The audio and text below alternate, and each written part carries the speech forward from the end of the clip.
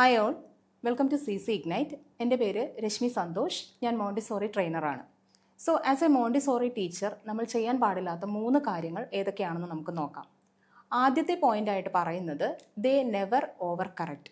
അതായത് ഒരു Montessori class റൂമിൽ ഒരു മോണ്ടിസോറി ടീച്ചർ കുഞ്ഞ് ഏതെങ്കിലും ഒരു പ്രവൃത്തിയിൽ ഏർപ്പെട്ടുകൊണ്ടിരിക്കുമ്പോൾ ഉടനടി അതിനെ ഓവർ കറക്റ്റ് ചെയ്യാനോ അല്ലെങ്കിൽ ഓവർ ക്രിട്ടിസൈസ് ചെയ്യാനോ പാടുള്ളതല്ല.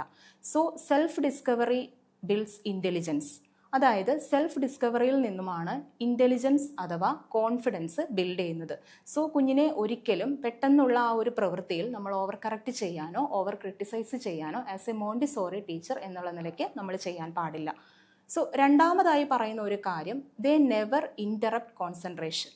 അതായത് മോണ്ടിസോറി ക്ലാസ് റൂമുകളിൽ കോൺസെൻട്രേഷൻ എന്ന് പറയുന്നത് വളരെ സ്കെയർഡാണ്. സോ കുഞ്ഞൊരു ഡീപ്പ് ഫോക്കസിലായിരിക്കുമ്പോൾ കുഞ്ഞിൻ്റെ ആ ഒരു കോൺസെൻട്രേഷനെ ബ്രേക്ക് ചെയ്യാനോ പെട്ടെന്ന് തന്നെ അതിനെ ഇൻട്രപ്റ്റ് ചെയ്യാനോ ഒരു മോണ്ടിസോറി ടീച്ചർ ചെയ്യരുത്. സോ ആ ഒരു ഇൻ്റലിജൻസ് തന്നെയാണ് കുഞ്ഞിൻ്റെ ആ ഒരു കോൺഫിഡൻസിനെ ബിൽഡ് ചെയ്യിക്കുന്നത്.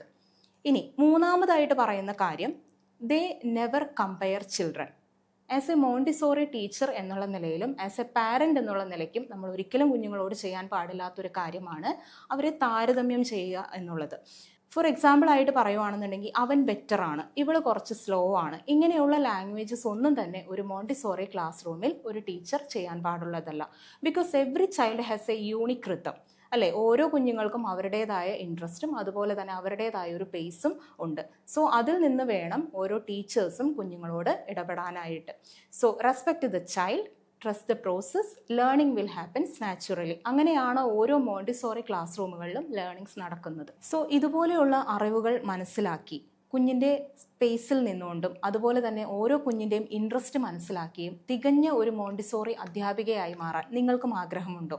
അങ്ങനെയുണ്ടെങ്കിൽ 9544455225 എന്ന നമ്പറിലേക്ക് കോൺടാക്റ്റ് ചെയ്യുക. Thank you.